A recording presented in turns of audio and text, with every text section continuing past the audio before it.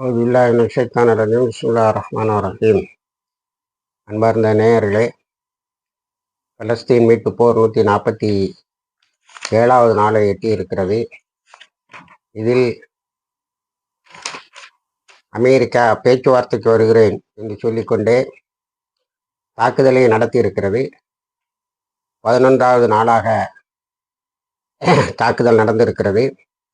நாங்கள் தாக்குதலை நிறுத்துகிறோம் என்று சொன்ன போதும் ஈரான் தன்னுடைய தாக்குதலை நிறுத்தவில்லை, அதனாலே எங்களுடைய தாக்குதல் நடக்கிறது என்று ட்ரம்ப் ஒரு சப்பக்கட்டு கட்டியிருக்கிறார். ஆனால் ஈரான் பேச்சுவார்த்தை எதுவும் நடக்கவில்லை, நாங்கள் பேச்சுவார்த்தைக்கும் தயாராக இல்லை, ஏனென்றால் நாங்கள் அமெரிக்காவை நம்பவில்லை என்று சொல்லியிருக்கிறது. மீண்டும் மார்க்கோ ரூபியோ நாங்கள் பேச்சுவார்த்தைக்கு அழைத்திருக்கிறோம் என்று சொல்லியிருக்கிறார். ஆனால் ஈரான் அதே நேரத்தில் குவைத்துடைய பல இடங்களையும், அதாவது அமெரிக்க இராணுவ தளங்கள் அல்ல, அமெரிக்க இராணுவத்தினர் எங்கெல்லாம் தங்கியிருந்தார்களோ அங்கெல்லாம் தாக்கி இருக்கிறது. குவைத் கேம்ப் இன் தோஹாங்கிற இடத்தை தாக்கி இருக்கிறது. யூசிங் ட்ரோன்ஸ், ஒரு புது வகை ட்ரோன்ஸை அது பயன்படுத்துது. அதில் ஸ்பெயின் நாட்டில் கலைந்த ஃபிபா ஃபுட்பாலில் வெற்றி பெற்ற யாமின் லமானுடைய போட்டோவை அதில் ஒட்டியிருக்கிறது. ஆக அவனுடைய பெயரால் அந்த மிசில்கள் இயக்கப்படுகின்றன என்று பொது ஊடகங்கள் சொல்லுகின்றன. அதை தொடர்ந்து இதே கேம்ப் டோஹான்னு சொல்லக்கூடிய இடத்தில் உள்ள ammunition depot, ground forces command logistic equipment இவற்றை தாக்கி இருக்கிறது. அடுத்தது ஆரிஃப் ஜான் என்ற ஏர்போர்ட்டில் இருந்த ஹிம்ராஸ் என்ற மிசில் சிஸ்டத்தையும், அமெரிக்காவினுடைய மிசில் சிஸ்டத்தையும் ஈரான் தாக்கி இருக்கிறது. அடுத்தது குவைத்தில் பெரிய பவர் ஷார்ட்டேஜ் வந்திருக்கு. காரணம், இந்த பவர் பிளான்ட் நிறைய அமெரிக்காவினுடைய தளங்களுக்கு பக்கத்தில் இருந்ததால் அவை எரிந்து போயிருக்கின்றன. மிட் சம்மரில் பயங்கர மின் தட்டுப்பாடு வரும் என சொல்லுகிறார்கள். இதனிடையே ட்ரம்ப்வே ஜோர்டானை பற்றி ரொம்ப கவலைப்பட்டிருக்காரு. ஜோர்டானுடைய தளங்கள் அழிக்கப்பட்டு விட்டன, எங்களுடைய இராணுவத்தினர் அதிகமாக கொலை செய்யப்பட்டு விட்டார்கள், அதற்கு பழிவாங்குவோம் என்று சொல்லியிருக்கிறது. இப்போ ரொம்ப நாளைக்கு பிறகு, அதாவது 300-400 என்று இழப்புகள் போன போது 100 அமெரிக்க இராணுவத்தினர் ஈரானுடைய ஜோர்டானில் உள்ள அமெரிக்க தளத்தை தாக்கியதில் இறந்திருக்கிறார்கள் என்று ஒப்புக்கொண்டிருக்கிறார். அதோடு ட்ரம்ப்பு அடுத்தால் 50,000 ஃபோர்ஸோட ஈரானுக்குள்ளால் போக இருக்கிறேன் என்று அறிவித்திருக்கிறார். அதனால் ஈரான் அமெரிக்கானுடைய இராணுவத்தினர் எங்கெல்லாம் இருக்கிறார்களோ அங்கெல்லாம் தேடி தேடி அழித்து கொண்டு இருக்கிறது. இப்போ ஒரு 100 பேரை இறந்தவர்கள் என ஒத்துக்கொண்டது. அது அதே மாதிரி 10 மடங்கு இருக்கும்னு நம்ம சொல்லலாம். இப்போ காயம்பட்டவர்கள், காணாமல் போனவர்கள் என்று 2 வகையாக பிரித்தார்கள். அதன் பிறகு 3வது வகை காயம்பட்டவர்கள், காணாமல் போனவர்கள், அடையாளம் கண்டுபிடிக்க முடியாதவர்கள், எரிந்து போனவர்கள் என்று அதற்கு பொருள் கொள்ளப்படும். ஆனால் இப்போ பென்டகன் ஒரு அறிக்கை விட்டுருக்கு, நாங்கள் எல்லா நாட்டிலையும் Kuwait, Saudi Arabia, Bahrain, Jordan, ஐக்கிய அமீரகம் இவற்றிலெல்லாம் இருந்த இஸ்ரேலிய இராணுவத்தினர் 2 வகையாக பிரிக்கிறோம். ஒன்று அன்னோன், வேர்அபவுட்ஸ் அன்னோன், அதாவது அவர்கள் எங்கே இருக்கிறார்கள் என்பது தெரியாதது. அடுத்தது பிலீவ் டு பி டிசீஸ்ட், இறந்தவர்களாக கருதப்படுபவர்கள். எப்படி பேருக்கு பற்றியெல்லாம் கடைசியில் இதை செண்டம் அறிக்கை விட்டு இருக்கிறது. பீட்டர் ஹெட்சத்து ஒரு கேள்விக்கு பதில் சொல்லும்போது, இப்போ நடந்த தாக்குதலில் அமெரிக்காவினுடைய காஸ்ட் என்ன விலை தந்திருக்கிறது என்பதற்கு $37.5 பில்லியன் விலை தந்திருக்கிறது. $35.5 பில்லியன் நாம் இழந்திருக்கிறோம் என்று சொல்லியிருக்கிறது. அதோட பென்டகன் அதோட இணைத்து ஒரு அறிக்கையை விட்டு இருக்கிறது. நாங்கள் இப்போ அமெரிக்க இராணுவத்தினருடைய ட்ரைனிங் காஸ்டெல்லாம் கட் பண்ணியிருக்கோம், ஏன்னா பணம் இல்லை. ஈரானுடைய யுத்தம் நம்மளுடைய கஜனாவை காலி பண்ணி விட்டது. அதனால் ட்ரைனிங் காஸ்ட் இல்லை, அவங்கள ரெக்ரூட் பண்ணி அப்படியே அனுப்பிட்டு இருக்கோம் அப்படின்னு அது சொல்லி இருக்கிறது. அதனால் நமக்கு அதனால் அமெரிக்கா இன்னும் அதிகமான இழப்புகள் ஏற்படும் என்று நாம் கருதலாம். ஏன்னா ட்ரைனிங் காஸ்ட்டை குறைக்கிறானா, நல்ல ட்ரெயின் பண்ணி அனுப்பினாலே இங்கே மிச்சம் இல்லை. அதுக்கு பிறகு ட்ரைனிங் இல்லாமல் அனுப்புகிறானா. அடுத்தது பஹ்ரைனில் இருந்த நேற்று ரொம்ப ரொம்ப அள வச்சது. பஹ்ரைனில் இருந்த ஒரு இன்டர்நெட் கனெக்ஷன் சென்டரை ஈரான் தாக்கி இருக்கிறது. அது அமேசான் சென்ட்ரல் டேட்டா இன்ஃப்ராஸ்ட்ரக்சர் என்று சொல்லுகிறார்கள். In Bahrain Amazon central data infrastructure தாக்கப்பட்டு இருக்கிறது. அந்த தாக்குதலில் மிகப்பெரிய இழப்பு ஏற்பட்டு இருக்கிறது. அமெரிக்கா ட்ரம்ப் கையில் இன்னும் பெருசாக இழப்புகள் இருக்கும் பொழுது பெர்சனல் ஆகும். அதனால் அதுக்கெல்லாம் நாங்கள் பெருசாக பழி வாங்குவோங்கிறோம். பெருசாக அளவில் ஒன்றும் பழி வாங்க முடியலை. சில இடங்களை தாக்கி இருக்கிறார்கள் என்பது உண்மைதான். அமெரிக்கா தாக்கிய இடங்கள் நம்ம எடுத்துக்கிட்டா குர்திஸ்தான் பார்டரில் ஒரு தாக்குதல். அடுத்தது வழக்கம் போல் பந்தர் அப்பாஸ்,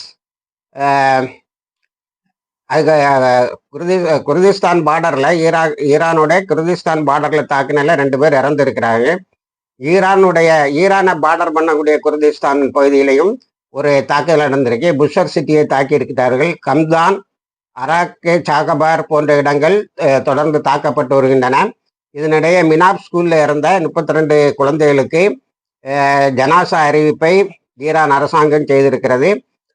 ஈரானுடைய தாக்குதல் தப்ரேஸும் அதற்கு பக்கத்தில் இருந்த மீன்பிடி படகுகளும் பாதிக்கப்பட்டிருக்கின்றன. நீங்கள் இதெல்லாம் பார்த்தா ஒரே சிவிலியன் டார்கெட்டை தான் அதிகமாக அமெரிக்கா தாக்குகிறது. ஈரானில் தாக்கப்பட்ட இடங்கள் விரிவடைந்து இருக்கின்றன. ஆனால் இராணுவ தளங்களை எட்டியதாக தெரியவில்லை. ஆனால் ஒவ்வொரு நாளும் ட்ரம்ப் என்ன சொல்லாருன்னா, ஒரு இராணுவ தளத்தை தாக்கிட்டேன், அழிச்சிட்டேன் அப்படின்னு சொல்லிட்டு இருக்காரு. அதை நேற்று 2 ஜேர்னலிஸ்ட்டு நான் நேராக கேட்டான், யூ ஆர் ஏ லையர், நான் வருதேன், தேங்க்யூ, யூ கெட் அவுட்டுன்ட்டான். அடுத்தால ஒரு ஜேர்னலிஸ்ட் சொன்னான், you are incapable of carrying out the duties as பிரசிடென்ட்டுன்னா, அவனையும் நீ வெளியில் போ, உனக்கு நான் பதில் சொல்ல மாட்டேன் அப்படின்ட்டான். ஆக அமெரிக்காவில் ஒரு பெரிய ஒப்பீனியன் ட்ரம்புக்கு எதிராகவும் இஸ்ரேலுக்கு எதிராகவும் கலந்துகிட்டு இருக்கு. இதுக்காக இஸ்ரேல் இப்போ செலவழிச்சிட்டு இருந்த பணத்தை $2 மில்லியன் கூட்டி $1.5 மில்லியன் இருந்ததை $2 மில்லியன் ஆக்கி அங்கே உள்ள ஒப்பீனியன் மேக்கர்ஸ் இருக்காங்களே, பப்ளிக் ரிலேஷனில் பொதுமக்களோடு அதிகமாக தொடர்புள்ளவர்களுக்கு அந்த பணத்தை கொடுத்து இஸ்ரேல் மீது ஒரு அனுதாபத்தை உருவாக்கவும் ஈரான் மீது பழியை போடவும் செய்திருக்கிறார்கள். அந்த விளம்பரத்தில் ஒன்று என்னன்னா, ட்ரம்ப் அதை சொல்லியிருக்கான், நம்ம இஸ்ரேலை பாதுகாக்கலைன்னா ஈரான் இஸ்ரேலை எப்போதும் அழித்திருக்கும். இப்படி ஒரு ப்ரொஜெக்ஷன் அங்கே போயிட்டு இருக்கு. அடுத்தது நாம் புது 3 புது பெலாஸ்டிக் மிசைல்களை ஈரான் பயன்படுத்தி இருக்கிறது. அதுவும் ஜோர்டானில் உள்ள தளங்களைத்தான் அழிப்பதற்கு பயன்படுத்தப்பட்டிருக்கின்றன. ஜோர்டானை ஏன் அதிகமாக ஈரான் தாக்குகிறது என்பதற்கான சில ஆய்வுகள் வெளியே வந்திருக்கின்றன. அதில் ஒன்று என்னன்னா, ஜோர்டான் சிரியா, ஈராக், இஸ்ரேல் இவற்றோட பார்டரில் இருக்கிறதுனால ரொம்ப ஈஸியாக ஜோர்டானில் இருந்து அமெரிக்க தளங்களை, ஈரானுடைய தளங்களை தாக்க முடியும்ங்கிறது ஒன்று. அடுத்தது ஜோர்டானுக்கு $1.45 பில்லியன் அமெரிக்கா கொடுக்குது அந்த தளங்களை வச்சுக்கிட்டதுக்கு.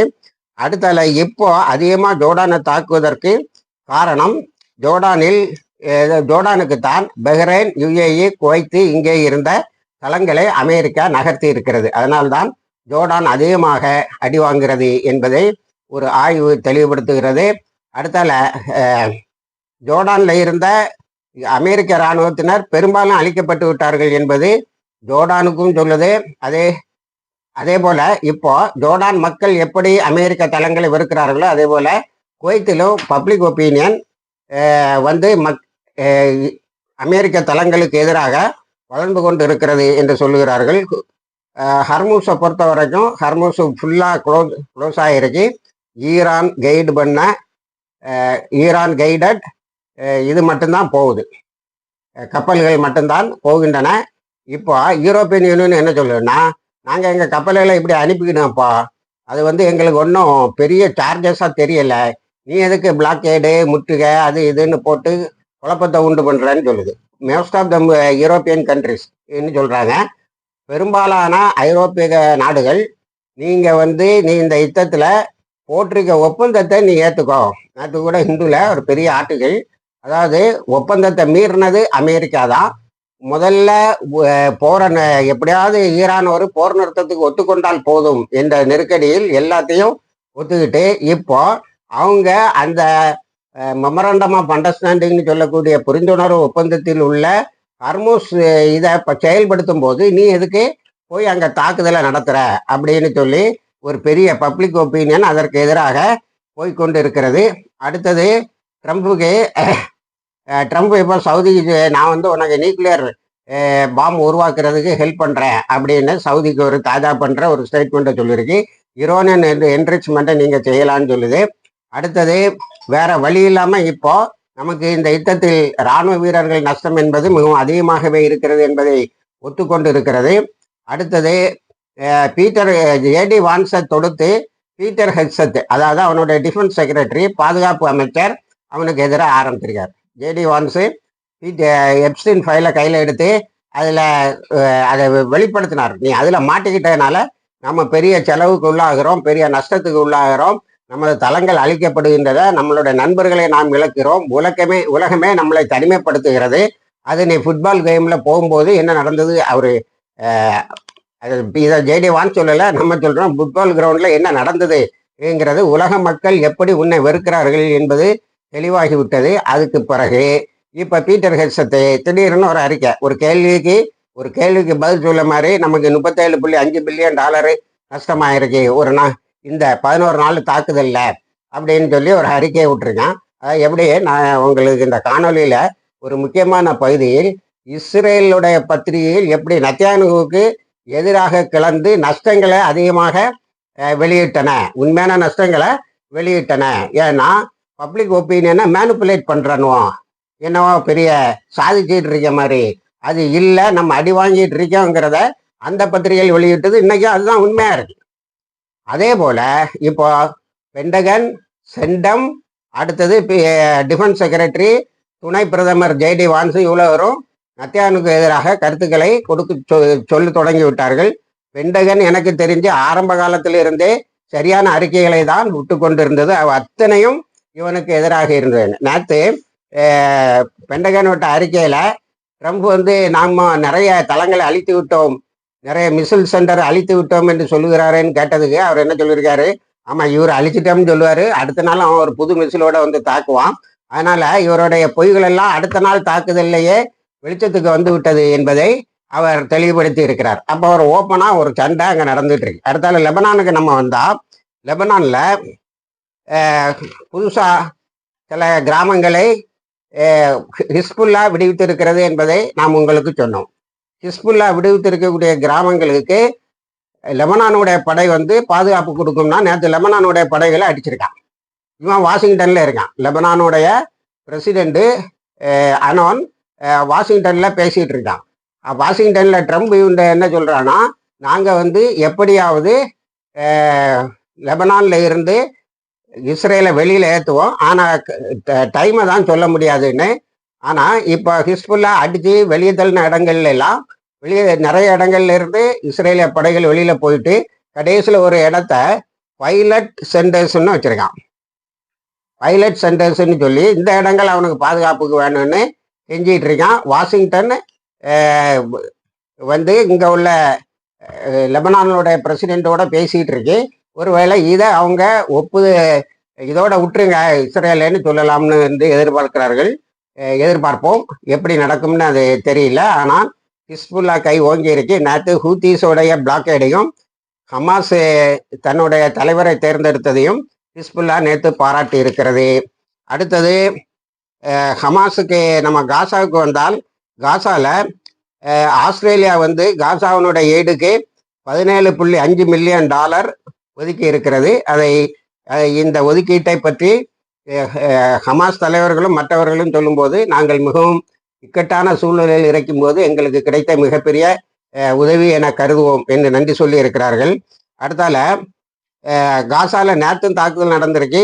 ஒரு தாயாரும் அவளுடைய 4 குழந்தைகளும் கொலை செய்யப்பட்டு இருக்கிறார்கள் அல்லது ஷஹீதாக்கப்பட்டு இருக்கிறார்கள்.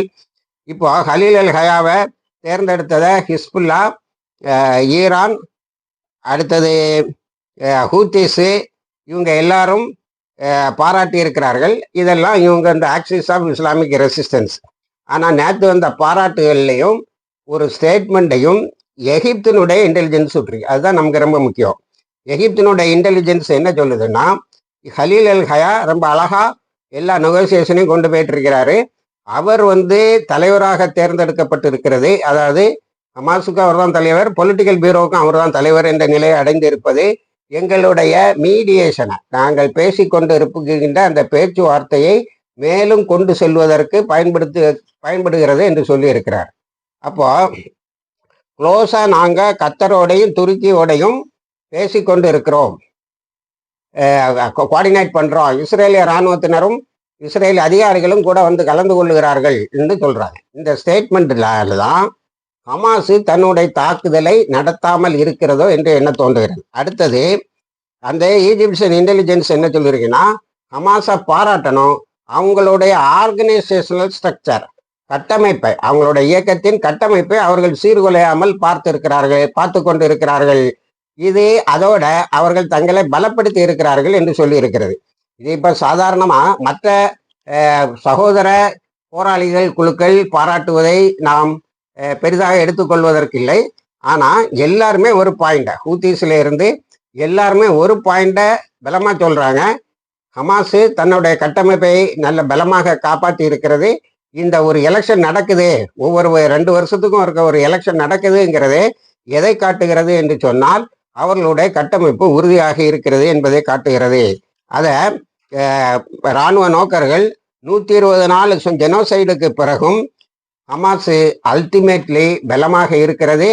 ஈரான் 120 நாள் கூட்டுப்படுகொலைக்கு பிறகும் இஸ்ரேலால் அதனை சிலர் அழித்து விட முடியவில்லைன்னு எழுதியிருக்காங்க, சிலவர்கள் அதை ஒன்றும் செய்ய முடியவில்லை என்று எழுதியிருக்கிறார்கள்.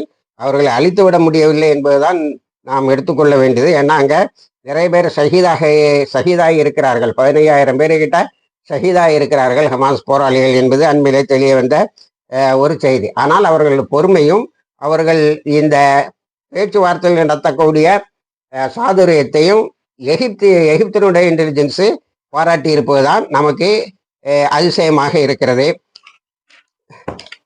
அடுத்தது இஸ்ரேலுக்கு உள்ளால பெரிய குழப்பம் ஒன்று நடக்கிறது. இஸ்ரேலில் ஒரு பெரிய பண மோசடி நடந்திருக்கிறது என்பது மீண்டும் நெத்தன்யாஹுவின் மீது ஒரு குற்றச்சாட்டாக வைக்கிறார்கள். அதாவது பப்ளிக் ஒப்பீனியனை மேனிப்புலேட் பண்ணுறதுக்கு அமெரிக்காவில் இல்லை, அதுக்கு $2 மில்லியன் ஒதுக்கியிருக்கான்.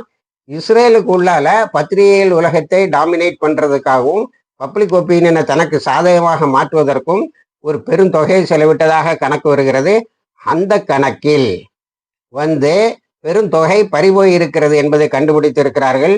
அந்த இன்ஃபர்மேஷனை நமக்கு தருவது அமெரிக்காவினுடைய ஃபாரின் ஏஜென்ட்ஸ் ரெஜிஸ்ட்ரேஷன் ஆக்ட்ங்கிறது சொல்லுகிற ஃபெரான்னு சொல்றாங்க. அந்த அக்கௌண்ட்டை ஆடிட் பண்ணா அது அமெரிக்காவில் வாங்கின ஒரு பெரும்பணத்தை இஸ்ரேலுக்குள்ளால செலவழிச்சிருக்கான். அந்த பணத்துல கொஞ்சம் பணத்தை ஆட்டையை போட்டிருக்கான். அதனால நெத்தன்யாஹு மீது புதிய வழக்குகள் ஜோடிக்கப்படலாம், புதிய வழக்குகள் தொடரப்படலாம் என்று தெரிகிறது. இப்படி இந்த யுத்தம் பல்வேறு திருப்பங்களோடு போய்கொண்டு இருக்கிறது. இறுதியாக ட்ரம்ப் ஒரு அறிவிப்பு செய்திருக்கிறார். 50,000 படையோட அவரு ஈரானுக்குள்ளால இறங்க போறாராம். ஏன்னா வான்வழி தாக்குதல் எந்த பலனையும் தரலையாம், பயங்கரமான இழப்புகளை ஏற்படுத்தியதாம். என்ன நடக்குதுன்னு பார்ப்போம். இணைந்திருங்கள், தகவல்களை தருகிறோம். வாஹிர் தவானா அல்ஹம்துலில்லாஹி ரப்பில் ஆலமீன்.